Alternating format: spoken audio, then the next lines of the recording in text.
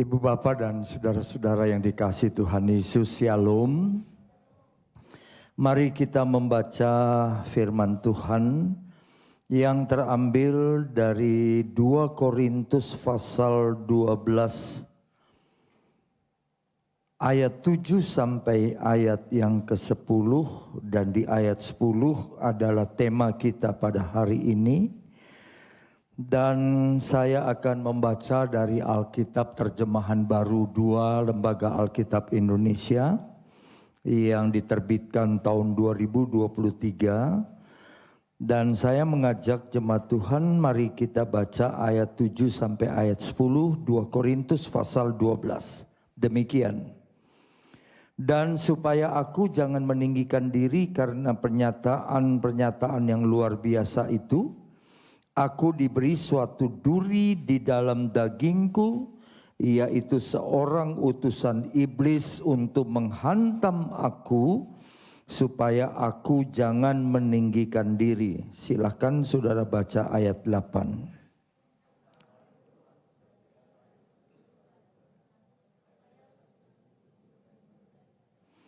Namun bagiku, saya ulang, namun jawab Tuhan kepadaku, cukuplah anugerahku bagimu, sebab justru dalam kelemahanlah kuasaku menjadi sempurna. Sebab itu aku lebih suka bermegah atas kelemahanku, supaya kuasa Kristus turun menaungi aku. Bersama ayat 10. Karena itu aku senang dan rela di dalam kelemahan, di dalam siksaan, di dalam kesukaran, di dalam penganiayaan dan kesengsaraan karena Kristus. Sebab jika aku lemah, aku kuat. Sedemikian jauh pembacaan firman Tuhan. Berbahagia kita yang sudah membacanya dan memelihara dalam kehidupan hari lepas hari. Saya diberi tema oleh jemaat atau gereja hamba Tuhan di tempat ini, yaitu kekuatan dalam kelemahan. Ini menarik ya. Alkitab banyak berisi hal-hal yang paradoks. Misalnya kalau mau menjadi pemimpin, kita harus menjadi hamba. Siapa bersedia menjadi hamba, maka dia menjadi pemimpin. Siapa mau memberi, dia akan diberi. Orang yang bodoh, kata firman Allah, akan mempermalukan orang yang merasa punya hikmat dunia. Nah, kali ini yang kita akan bahas adalah kekuatan dalam kelemahan. Pasti kita sebagai orang Kristen seringkali mengalami bagaimana kelemahan-kelemahan terjadi. Ya, menjadi orang Kristen banyak orang mengatakan, oh orang Kristen itu kelompok minoritas. Atau kita seringkali menganggap menjadi orang Kristen susah dipromosi untuk menjadi pejabat di pemerintah ini. Dan banyak lagi yang kita bisa terjemahkan dengan pengertian kelemahan. Saya juga sebagai seorang hamba Tuhan seringkali mengalami apa yang disebut dengan kelemahan. Bertahun-tahun saya mengalami sakit. Waktu 2016 dokter vonis saya tidak mungkin bisa hidup. Selesai dengan penyakit satu, datang lagi penyakit yang lain, dan saya berada di dalam kelemahan-kelemahan. Beberapa kali saya berkhotbah, saya tumbang karena saya kehabisan oksigen, karena separuh dari lambung saya sudah di balik jantung, dan itu namanya penyakit hernia diafragmatika. Baru tahun 2021 saya dioperasi. Jadi pada waktu melayani dalam keadaan lemah, saya tahu itu apa artinya. Dan seringkali kalau makan tumpah lagi, seringkali saya kekurangan oksigen, seringkali saya pingsan dan seterusnya. Tetapi yang dimaksudkan oleh tulisan ini bukanlah seperti yang saya sampaikan kepada ibu bapak. Kalau hari ini kita berada di dalam kelemahan, di waktu yang sama juga kita punya kekuatan dari Tuhan Yesus. Nah, kalau kita baca ayat yang sudah kita baca, Paulus mengatakan bahwa dia merasa dalam tubuhnya seperti ada duri dalam daging, sudah berdoa 3 kali tapi Tuhan tidak juga melepaskan apa yang diminta oleh Rasul Paulus kepada Tuhan Yesus. Dan pada waktu itulah kemudian Tuhan Yesus berkata, cukuplah kasih karuniaku kepadamu, justru di dalam kelemahan itu kuasa Tuhan menjadi nyata. Bagaimana kita bisa memahami hal ini kalau kita baca ayat yang sudah kita baca Ibu Bapak. Dengan jelas Paulus ingin menggambarkan bahwa apa yang dia alami itu diterimanya dengan sukacita, senang dan rela. Tadi kita sudah baca itu. Karena itu aku senang dan rela. Ini luar biasa ya. Apakah karena orang ini rasul? Sudah tentu tidak. Paulus juga menggambarkan gereja, jemaat, orang percaya, murid Yesus juga alami yang sama. Lalu dikatakan di dalam kelemahan, di dalam siksaan, di dalam kesukaran, di dalam penganiayaan dan kesengsaraan. Tentu saja kesengsaraan karena Kristus. Maka pada waktu ini semua terjadi, menjadi orang Kristen risikonya seperti itu. Paulus mengatakan aku senang dan rela. Dan kemudian ditutup dengan jika aku lemah, aku kuat. Kristen itu menjadi kuat bukan karena kekuatan yang dimilikinya, tetapi karena Kristus yang ada di dalam kehidupannya. Zakaria juga pernah mengatakan, bukan karena kuat dan gagahku, tetapi karena roh Tuhan ada padaku. Nah, inilah yang dimaksudkan dengan kekuatan di dalam kelemahan. Kalau ibu bapak, saudara-saudara memperhatikan apa yang Paulus katakan, di dalam kelemahan, tidak ada satu orang pun yang benar-benar kuat. Dalam kehidupannya, manusia dicipta dirancang oleh Allah untuk bergantung kepada Allah. Kalau manusia mengandalkan dirinya, dia makin lemah. Tapi kalau dia mengandalkan Tuhan, dia menjadi kuat. Begitu juga dalam siksaan, dalam kesukaran, penganiayaan, kesengsaraan. Semua yang ditulis oleh Rasul Paulus, saya percaya tidak ada seorang pun yang mau. Tapi meskipun saya dan saudara tidak mau menjadi orang Kristen, kita akan menghadapi hal-hal seperti ini.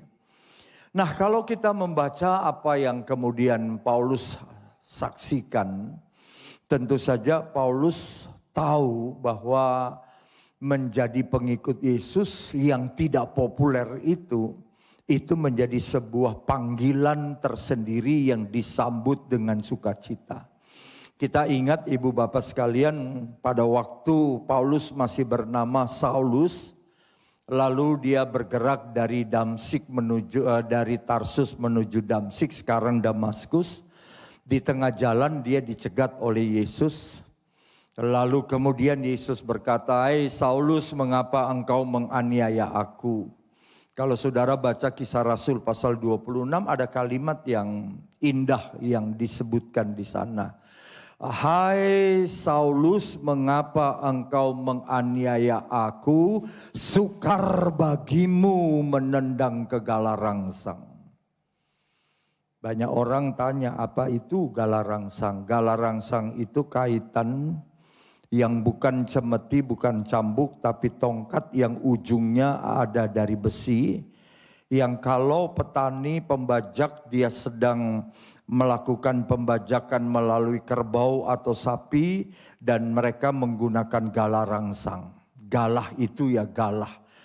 Galah rangsang itu kalau sapinya memberontak, kalau tidak turut maka galah rangsang ini akan dikaitkan melukai dari tubuh hewan ini dan dia akan nurut lagi.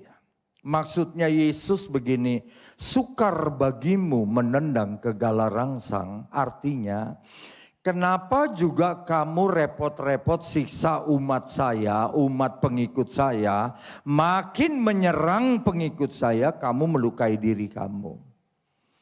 Lalu rebahlah Saulus dan Allah membuat dia buta, dan kemudian Yesus bilang, bangkitlah berdiri karena aku menyiapkan kamu untuk membebaskan orang yang berada di dalam kegelapan dan hidup di dalam Yesus memberitakan Injil.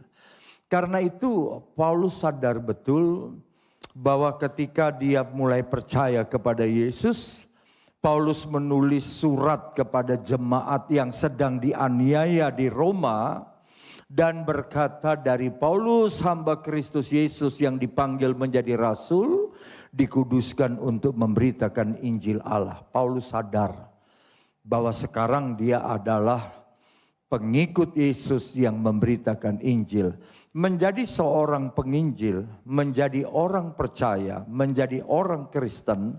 Lalu Paulus menulis dalam Roma 10 ayat 1, saudara-saudara, kalau sekarang dia berkata jemaat yang dikasihi dari GKRI Mangga Besar, keinginan hatiku dan doaku kepada Tuhan ialah supaya mereka semua diselamatkan. Betapa indahnya kerinduan orang yang dulu menganiaya Yesus dan para pengikutnya. Tentu saja Yesus, Paulus tidak ketemu. Tapi nanti Yesus berkata, mengapa engkau menganiaya aku? Karena jemaat itu adalah Kristus dalam pengertian persekutuannya. Nah, saudara-saudara, kalau kita kemudian membaca bagian berikutnya, Paulus tahu betul kalau mau menjadi pelayan pengikut yang setia kepada Yesus, Paulus menulis kepada atau ditulis di dalam Kisah Rasul 20 ayat 22-23, tetapi sekarang sebagai tawanan roh aku pergi ke Yerusalem. Tawanan roh itu berarti tidak bebas lagi, tidak bisa hidup lagi secara duniawi. Menjadi tawanan roh berarti patuh, tunduk, taat kepada roh itu. Lalu dikatakan selain daripada yang dinyatakan Roh Kudus dari kota ke kota kepadaku, bahwa penjara dan sengsara menunggu aku. Kalau saya mau bilang Paulus terlalu berani ya. Ada penjara, ada sengsara yang menunggunya di Yerusalem. Kenapa mau ke Yerusalem? Cari penyakit menurut kata kita hari ini. Tapi Paulus lakukan itu. Sehingga nanti ketika kita baca dari ayat yang sudah kita baca, 2 Korintus 12 ayat yang ke-10. Bahwa saat dalam keadaan yang lemah, justru di situ kekuatan dia alami. Tadi saya kasih contoh, pada waktu saya tidak berdaya dengan penyakit saya, dokter Jakarta dan dokter Surabaya, Singapura mengatakan umur saya tidak mungkin lebih dari yang sudah diperkirakan. Saya tahu saya pasti mati. Tetapi waktu saya percaya, kalau saudara tadi nyanyikan lagu sebab dia hidup, ada hari esok, saya kan boleh juga percaya dengan lagu itu. Bahwa waktu saya percaya, Yesus hidup, ada hari esok, dan dia izinkan saya tidak mati, tidak selesai. Dan itu saya alami, saya tidak mati. Semua dokter bilang umur saya tidak panjang. Tetapi kalau saya percaya Yesus yang hidup, saya boleh alami pernyataan yang saya imani. Sebab dia hidup, ada hari esok. Nah, penjara sengsara menunggu Paulus mundur, tidak. Nanti kalau saudara baca dalam Yohanes pasal 18, ketika Yesus dengan para murid berada di Taman Getsemani, lalu Yudas datang pasukan yang lengkap dengan senjata. Kalau saudara baca ayat yang ketiga dari Yohanes pasal 18, di situ dikatakan pada waktu Yesus kemudian mau ditangkap dan dia tahu apa yang akan terjadi, maka dia maju. Ada kata maju. Lalu kemudian ada orang berkata, siapa yang namanya Yesus? Dan Yesus menjawab, akulah Yesus. Dan dia ditangkap. Kekristenan itu tidak lari menghadapi tantangan. Kekristenan itu tidak menghindar ketika harus pikul salib. Baru itu yang disebut Kristen yang berkualitas. Nah, saudara perhatikan nanti kesaksian daripada Rasul Paulus ya. Paulus tahu bahwa dia harus menghadapi penderitaan. Tetapi dalam Filipi 1 ayat 12 Paulus menulis surat kepada jemaat di Filipi dalam posisi dia di penjara. Tetapi kemudian dia berkata, aku menghendaki saudara-saudara supaya kamu tahu bahwa apa yang terjadi atasku ini di penjara, dituduh, dan harus menjalani hukuman sekian lama, justru telah menyebabkan kemajuan Injil. Siapa mau seperti Yesus? Siapa mau seperti Paulus? Tapi inilah yang kita lihat. Kalau saudara, kalau gereja, kalau kita orang Kristen, kalau kita mau menjadi rumah tangga yang kuat, mengalami kekuatan, itu justru saudara peroleh di dalam kelemahan-kelemahan yang terjadi karena kita percaya kepada Yesus. Belum tentu orang yang kuat bisa bahagia. Belum tentu orang yang kuat lalu bisa tepuk dada bahwa dia percaya masuk surga. Tidak. Semua orang yang berada dalam konteks kelemahan itulah yang sebetulnya diberi kekuatan oleh Yesus. Nah, menarik ya ibu bapak sekalian, ini perjalanan dari Saulus yang namanya berubah menjadi Paulus. Kalau saudara perhatikan perjalanan, ada teks warna merah, ada teks warna hijau, warna biru, warna ungu. Ini semua perjalanan yang menghadapi ancaman. Salah satu saja tadi Paulus mengatakan pada waktu mau pergi ke Yerusalem, penjara dan sengsara menunggu aku. Ini bukan perjalanan wisata. Salah satu yang membuat kesal banyak orang atau pembimbing-pembimbing kalau saudara pergi ke Israel, kalau orang Kristen dari Indonesia diterangkan tentang napaktilas apa yang sudah Yesus lakukan, orang Indonesia terkenal kurang punya menghadapi tantangan itu dibanding dengan bangsa-bangsa lain. Kita dikenal oleh mereka itu peziarah yang manja. Kalau ini ada di makam Yesus, kita lebih suka foto-foto. Padahal sedang dijelaskan penderitaan Yesus. Pergi dari satu tempat, naik bis, turun lagi, nomor 1 toilet. Pergi lagi, nomor 1 toilet lagi. Jadi mereka suka kesel nih, orang Indonesia nggak bisa tahan bisnya ya. Rajin betul, berderet-deret ke toilet, barusan toilet, sudah ke toilet lagi. Kalau nanti mau pergi ke di atas Gunung Sinai, saudara pergi ke Saint Catherine atau Santa Catarina, dan saudara lihat encim dari Hong Kong, dari Vietnam, mereka tidak ada yang mau naik onta. Kalau rombongan Indonesia oleh ojek onta itu sudah kenal muka Indonesia, pasti mau naik unta. Kita pendeta-pendeta naik unta, saudara lihat encim dari Hong Kong, haleluya, naik sampai di atas. Pagi pulang lagi. Daya juang kita kurang ya. Tapi mungkin itu yang disukai oleh semua ya, yang ada di Israel, karena kita sering keluarin uang. Apa-apa kasih uang, apa-apa kasih uang gitu. Makanya hampir rata-rata guide yang ada di Israel itu paling suka bahasa Indonesia.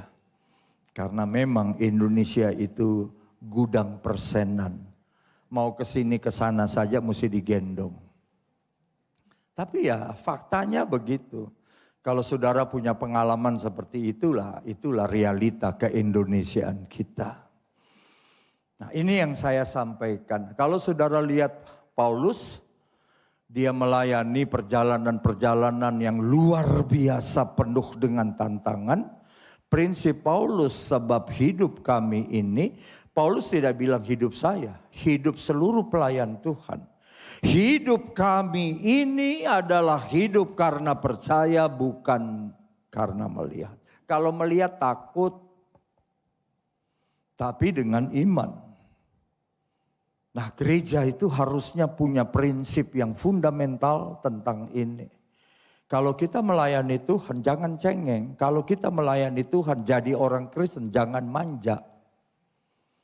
Jangan juga kita merasa hidup kita ini menjadi serba dijamin oleh Yesus, lalu kita tidak buat apa-apa.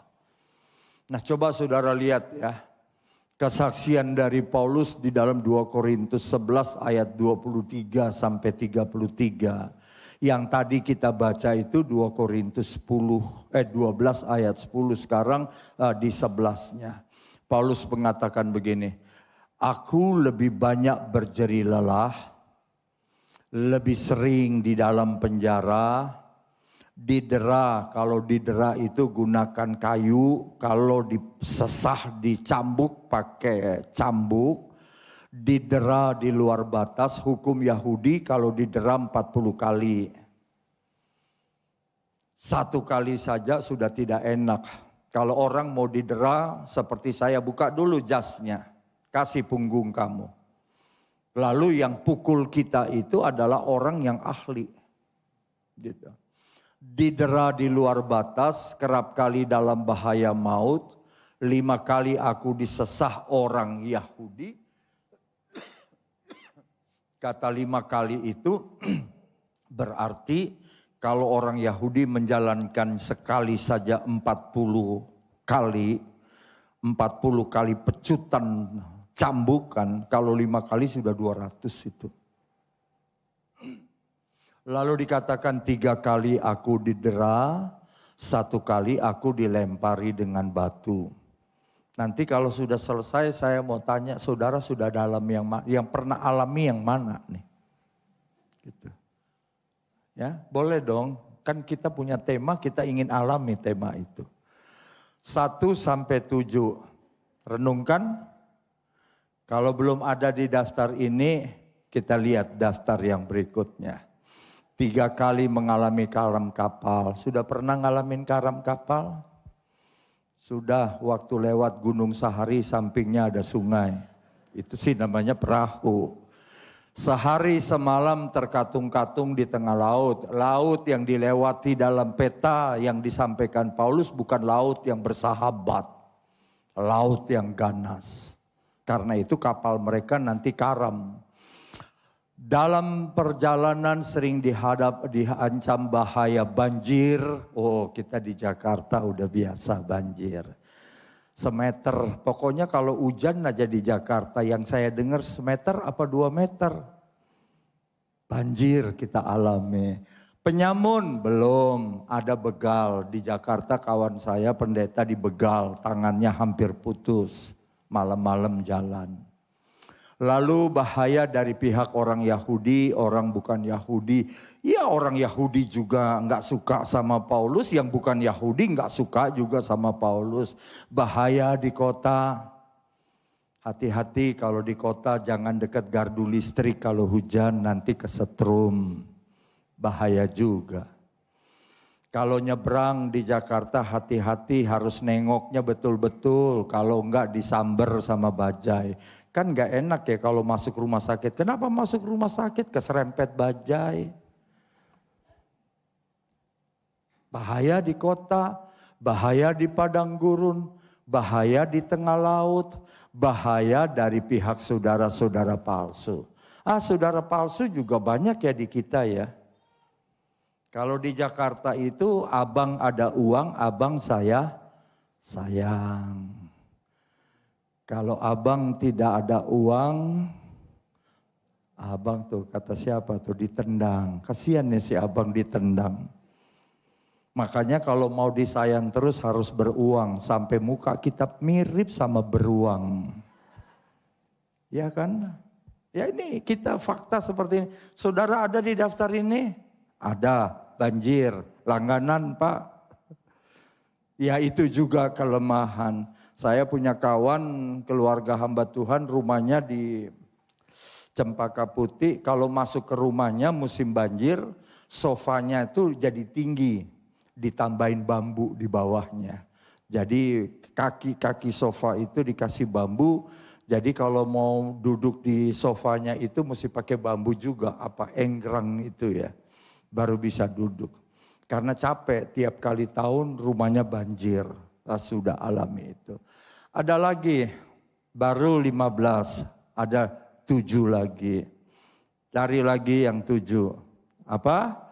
Aku banyak berjeri lelah dan bekerja berat. Nah, ada yang seperti ini? Kerap kali aku tidak tidur, aku lapar dan dahaga, kerap kali aku berpuasa. Udah lapar berpuasa ya. Kemudian dikatakan kedinginan tanpa pakaian, bahkan ingin ditangkap. Ingin di sini bukan berarti dia mau ditangkap, tapi ada orang yang selalu berniat untuk membunuh Paulus dan menangkapnya. Inilah yang kita lihat. Jadi kalau tema kita pada hari ini, kita punya kekuatan di dalam kelemahan. Sebetulnya malu juga ya, kita belum ada apa-apanya sama Paulus. Kenapa enggak ke gereja? Pak Gembala flu aja dia enggak ke gereja. Kenapa enggak ke gereja? Aduh Pak Gembala lagi COVID. Heran tuh saya sama orang Kristen. Kalau ngomong ditanya kenapa enggak ke gereja, kenapa enggak ke gereja. Pertanyaan saya belum selesai, alasannya sudah tuntas. Tapi nanti kalau lihat di Facebook lagi ada di Pondok Indah Mall. Kok ke mall nggak ada COVID, kalau ke gereja ada COVID. Wah Pak Pendeta kan kita harus punya hikmat. Nah kalau beginian hikmat. Kalau ke mall nggak pakai hikmat. Itulah kita. Tapi ibu bapak jangan pernah takut. Pada waktu kita sedang tidak punya apa-apa. Pada waktu kita disakitin oleh orang lain. Pada waktu kita tidak disukai oleh orang lain karena Tuhan Yesus Kristus. Saudara jadi kuat. Satu kali kami pergi ke Gus Dur di rumah beliau di Ciganjur. Dan kami 6 orang pendeta ngelapor kepada Gus Dur. Gus, gereja ditimpuk-timpuk, Gus. Gereja ditutup-tutup, Gus. Gereja dibakarin, tolong Gus. Namanya juga ngadu ke Gus Dur. Saudara, dia dengan kolornya sambil tiduran, dia ketawa. Hehehe, bagus katanya. Jadi ada kawan saya bilang gereja ini ditimpuk Gus sama batu. Dilemparin batu, kurang kuat doanya. Kalau ditimpuk sama batu masih 1 gerobak kecil. Doa supaya 7 truk. Loh kok Gus gitu? Iya. Supaya kalau orang yang sudah ngelemparin batu pulang kita bangun gereja sama batu itu. Gus Dur ya. Lalu dia kemudian mengatakan sampean kok gitu saja repot. Gereja itu kan miliknya Tuhan Yesus, ngomongnya gitu. Bukan miliknya sampean, kan biarin aja. Tuhan itu tidak tutup mata, Tuhan itu tidak tidur, percayalah. Lalu dia bilang gini, sampean tahu nggak lagu yang paling saya suka itu apa? Saya pikir pada waktu itu karena saya paling muda, saya tukang nyatetnya dari yang senior-senior yang datang. Waduh, pas Gus bilang begitu, kira-kira lagu apa ya? Mungkin nih pikiran saya Gus Dur tuh suka dengan lagu yang pertama dung tak dung dung dung. Yang kedua dung tak dung dung dung. Pikir saya. Karena dia kan bukan Kristen. Lalu dia bilang sama wakilnya, coba Bawa ini pimpinan-pimpinan ini ke raknya dia, rak musiknya dia di kamar di pojok. Itu ada orkestra judulnya Zubin Mehta. Konduktor dunia itu. Lalu dia bilang, tahu nggak semua kasetnya saya dan CD-nya saya punya satu lagu tentang Song of Joy.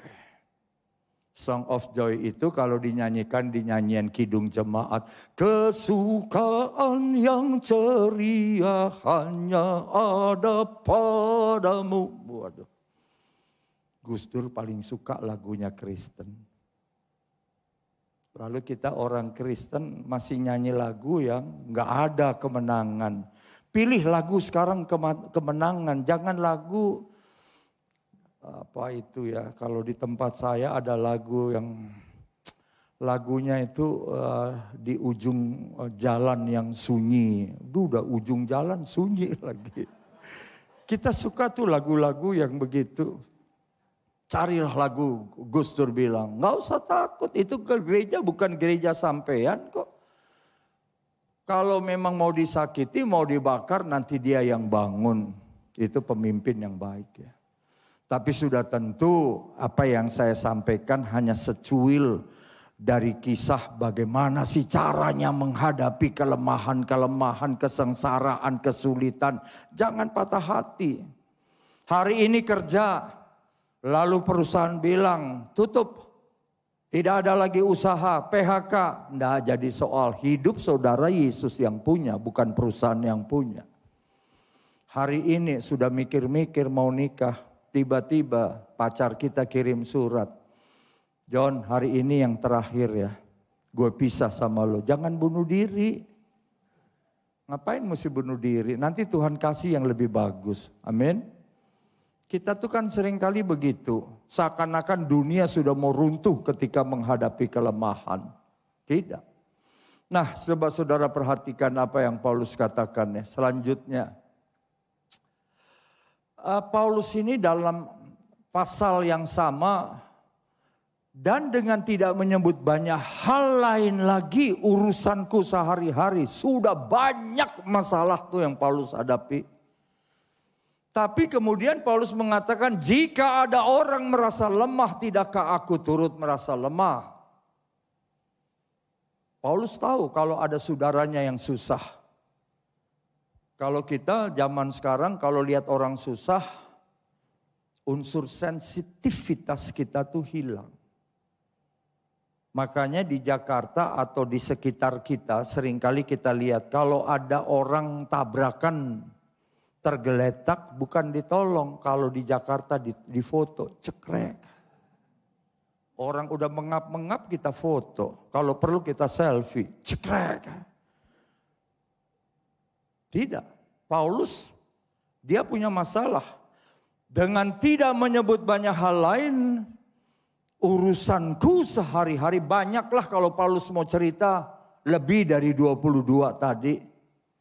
Tapi kemudian jika ada orang merasa lemah, aku juga ingin berada di antaranya untuk sama-sama menanggung kelemahan itu. Jika ada orang tersandung, tidakkah hatiku hancur oleh duka cita? Kalau saudara lihat ada pendeta jatuh, kalau saudara lihat ada orang Kristen ambuh, kalau ada orang yang diberitakan secara negatif, kita suka tuh nyebar-nyebarin yang begitu. Tapi Paulus bilang, jika ada orang tersandung, kalau bahasa sekarang hati gue hancur. Kasihan melayani puluhan tahun ambruk hari ini. Hancur hatinya. Berikutnya, jika aku harus bermegah maka aku akan bermegah atas kelemahanku. Inilah yang kita dengar hari ini. Kalau hari ini saudara tidak punya apa-apa, saudara merasa penyakitnya tidak sembuh-sembuh. Kita punya persoalan bisnis tidak maju-maju. Dunia belum runtuh. Tadi lagu tadi, sebab dia hidup ada hari esok. Hari esok selalu jaminan buat kita. Lanjut ya Ibu Bapak. Ini karena minggir sana saya jadi begini. Saya jadi begini. Kalau ada monitor di sini bagus sih gitu. Pada Filipi 4 ayat 12, aku tahu apa itu kekurangan. Tahu. Bayar listrik lagi susah, tagihan kontrakan lagi susah, beli gula lagi susah, bayar kreditan lagi susah, tahu. Tapi kemudian dikatakan, dan aku tahu itu apa kelimpahan dalam segala hal dan dalam segala perkara tidak ada sesuatu yang merupakan rahasia bagiku. Itulah siklus hidup.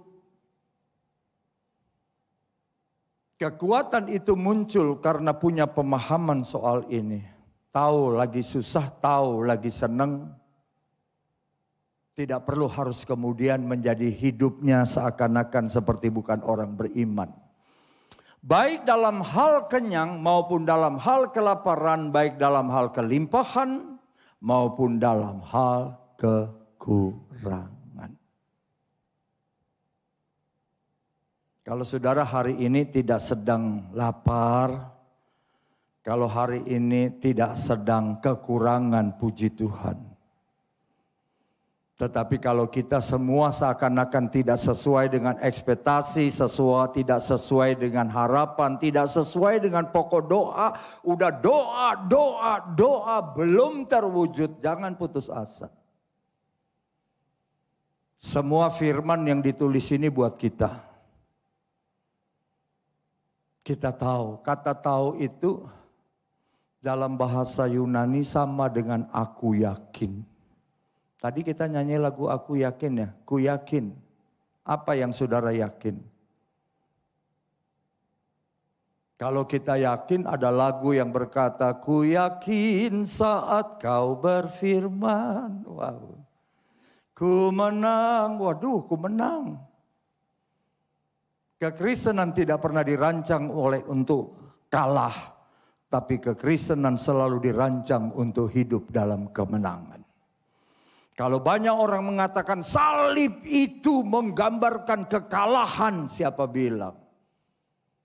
Justru dengan Yesus disalibkan itulah kemenangan buat kita. Lanjut Ibu Bapak, mana ini? Kemenangan karena rela berkorban, bayar harga atas kebenaran di dalam Kristus. Paulus tulis dalam Filipi 4 ayat yang ke-13.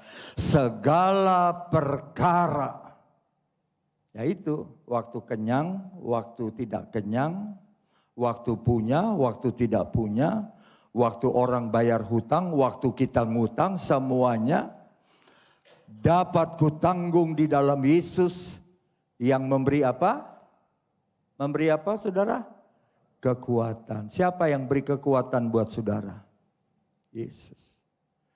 Kalau begitu, kalau kita sedang susah jangan minta supaya persoalannya itu diangkat oleh Tuhan. Tuhan Yesus, beban yang saya pikul di dalam persoalan-persoalan yang sedang saya hadapi terlampau berat. Saya sudah tidak sanggup lagi. Misalnya, saudara tidak perlu berdoa, kalau begitu angkatlah masalahnya. Tidak. Minta Tuhan beri kemampuan kita menanggungnya. Ada orang berkata jangan berdoa untuk masalah yang saudara hadapi, yang harus saudara pikul. Tapi berdoa supaya pundak saudara menjadi kuat untuk menanggung masalah itu. Itulah Kristen. Bangga nggak jadi orang Kristen? Bangga. Paulus tadi mulai dengan apa? Aku senang dan rela. Lanjut ya Ibu Bapak. Muter lagi, saya izin muter. Saya kayak dansa nih, muter sana, muter. Paulus simpulkan sebagai seorang pemberita Injil, satu, dia menyadari bahwa dia dipanggil oleh Tuhan. Saya yakin semua yang ada di altar ini yang melayani semua dipanggil oleh Tuhan. Amin.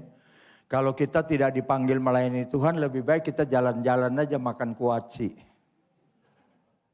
Ya, ngapain datang ke sini? Kenapa saudara bangun pagi-pagi melayani datang dari jauh? Di gereja di mana saya melayani, GKRI Karmel, ada kawan-kawan yang selalu hari Minggu datang dari Bogor. Lebih lagi dari atas Bogor, ada yang selalu datang dari Cikarang, datang ke Permata Hijau. Kalau berangkat mau pelayanan pagi, jam berapa keluar dari Cikarang? Jam 3 pagi sudah keluar. Tapi kalau kita percaya kita sudah dipanggil oleh Tuhan, selalu ada upah buat kita. Orang yang melayani Tuhan Yesus, meskipun dia tidak kaya raya seperti yang banyak orang suka duga, tapi saya mau pastikan Tuhan tidak pernah membuat dia kelaparan. Itu janjinya. Kedua, Paulus telah selesai dengan dirinya sendiri, karena itu semua stigma yang ada di dalam tubuhnya.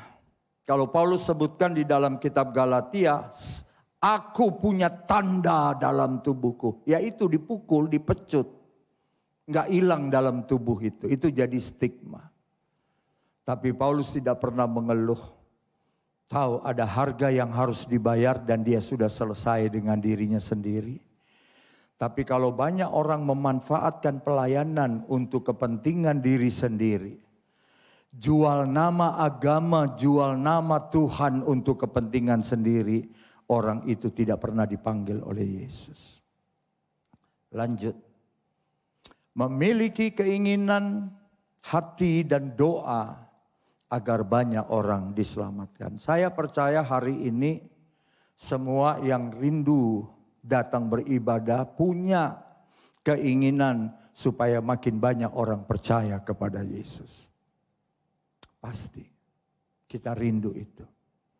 Selanjutnya Ibu Bapak, keempat, hidup bukan dengan melihat tetapi percaya. Lalu yang luar biasa, Paulus memberitakan Injil secara berani dan terbuka. Bahkan Allah pernah bicara kepada gerejanya, jangan berhenti bicara firman Allah, Injil. Bahkan dalam Timotius, Paulus berkata, Timotius, anak rohani saya, beritakanlah baik atau tidak baik waktunya. Ini luar biasa. Begitu juga yang keenam, siap menderita, rela berkorban agar Injil itu dapat maju. Boleh juga ya saya sebut ya, kalau sekarang sudah istilah-istilah baru, saya menyebutkannya dengan kata Injil yang berkemajuan. Kalau Injil yang berkemajuan, berarti tidak ada istilahnya Injil menjadi usang. Injil menjadi masa lalu. Ibu Bapak yang terakhir, kalau saya tidak salah. Oh, ini ada cuplikan. Cobalah saudara tonton film dari Silence. Ini film abad 17 ya. Tentang orang Jepang yang dianiaya, para misionaris yang dianiaya di Jepang. Itu luar biasa berat penganiayaannya. Para misionaris dipaksa untuk menyangkal Yesus dan mereka harus injak foto daripada Yesus kalau tidak dipenggal. Bukan saja para misionaris, tapi dalam film ini orang-orang percaya harus mengalami siksaan. Bagian pertama mereka disalibkan di pinggir-pinggir pantai sampai kemudian air laut naik. Dan satu demi satu mati karena tidak bisa bernapas lagi, diterjang dengan ombak dan tenggelam karena air laut. Ini film yang inilah dia dari yang saya maksudkan. Film ini kalau saudara mau bicara Kristen, salah satunya yang saya rekomendasi adalah Silence. Kalau saudara mau nonton film yang pernah diputar di bioskop Indonesia, ini tidak diputar di bioskop Indonesia, judulnya China Cry. Lalu saudara lihat penderitaan orang-orang percaya di China. Mereka dipaksa untuk menyangkal Yesus, tapi mereka berkata tidak. Harus kerja paksa, tidak jadi soal. Kenapa? Karena mereka punya kekuatan. Banyak orang pikir kalau gereja dianiaya, orang Kristen dianiaya, lalu mereka menang. Salah. Justru di situ mereka kuat. Kalau saudara lihat, ini gambaran daripada orang-orang di Jepang pada abad 17-18. Semua harus ditaruh, disalibkan. Apakah gereja hari ini mati? Tidak. Apakah gereja kalah? Tidak. Apakah orang-orang yang seperti ini justru hidupnya langsung berjumpa dengan Tuhan Yesus? Mati itu kata Paulus adalah keuntungan. Hidup adalah Kristus, mati adalah keuntungan. Saudara percaya itu? Mau bilang begitu? Yuk kita bilang, mati adalah berat ya. Ada orang bilang, Pak, nanti kalau ada di antara keluarga saya yang meninggal, saya mau pesta ya Pak. Karena kita semua orang percaya sudah diselamatkan. Nggak ada lagi nangis-nangis. Mamanya meninggal, dia nangisnya paling kuat. Katanya kemarin bilang kalau dia meninggal mau pesta-pesta, sukacita. Kok nangis? Iya sih Pak, berat. Mama udah puluhan tahun nggak ada berat Pak. Oh nangis, ya sudah nangis saja. Ya, itu kita kan manusia seperti itu. Lanjut Ibu Bapak. Saudara bisa lihat film dari The Mission. Bagaimana para misionaris dari kelompok Jesuit masuk ke Paraguay lalu memberitakan Injil ke suku-suku yang ganas. Kalau saudara lihat tokoh-tokoh yang main ini luar biasa ya. Ada Robert De Niro, Jeremy Irons dan lain-lain. Masuk dengan menggunakan seruling, alat tiup. Sampai di hutan, di tempat, di dalam pedalaman lalu menggunakan dan mereka mulai berdatangan. Saya tidak pernah bosan menonton ini meskipun ini bukan versi gereja Protestan. Tapi panggilan untuk memenangkan banyak orang. Ketika mereka kemudian menjadi sebuah masyarakat sudah jadi Kristen. Pemerintah setempat tidak suka dan mereka diserang. Sehingga kemudian dalam banyak hal, ini Robert De Niro, kita lewat saja ya karena tidak bagus. Mereka satu demi satu bahkan jemaat pun pada waktu mereka sedang berjalan di film ini, senapan-senapan sudah menanti mereka, gedung gereja dibakar di tengah hutan. Dan ini tokoh Jeremy ini yang menjadi seorang pastor pendeta dari jemaat yang primitif, amat primitif, lalu bisa menjadi pengikut Yesus, semuanya mati. Seluruh tokoh di sini dalam kisah yang sesungguhnya dari film The Mission mati semua. Tapi kalau hari ini saudara lihat gereja di Paraguay bangkit, karena selalu ada benih yang mau jatuh dan mati untuk Tuhan Yesus. Yesus pun adalah benih yang jatuh dan mati. Kalau saudara mau lihat benih tumbuh, jangan taruh benih di atas keyboard musik, nggak akan tumbuh. Jangan taruh benih dalam kulkas, mati dia. Taruhlah di benih di tanah yang subur dan dia akan tumbuh. Karena itu hari ini kita belajar firman Allah. Supaya kalau saya saudara hari ini sedang dalam keadaan kelemahan. Saudara jangan patah semangat. Jangan kehilangan iman, kita justru tahu di situ ada kekuatan. Kenapa? Karena kita punya Tuhan Yesus. Di dalam ayat yang terakhir, Yohanes 17 ayat 18, Yesus berkata, sama seperti engkau mengutus aku, demikian juga aku mengutus mereka. Maka hari ini Ibu Bapak sekalian, GKRI sudah dimulai oleh Boksu Suciono, pemimpin saya. Tadi saya sampaikan, semoga buku yang saya buat bisa selesai. Boksu Suciono harus diberi gelar kehormatan sebagai tokoh ekumenikal Indonesia. Satu-satunya pemimpin yang berani menaruh berbagai perbedaan dalam sebuah gereja hanyalah beliau di Indonesia. Mau Protestan silakan, mau Pantekosta silakan. Mau baptis silakan, gereja lain tidak berani begitu. Kalau sudah Protestan, harga mati Protestan. Kalau sudah baptis, harga mati baptis. Kalau boksu tidak. Mau ibadah seperti corak seperti Protestan, silakan. Mau seperti Pentakosta, silakan. Maka saya mengatakan Boksu Suciono sebagai pendiri GKRI adalah sosok yang boleh disebut sebagai tokoh ekumenikal Indonesia. Tuhan Yesus berkati kita sekalian.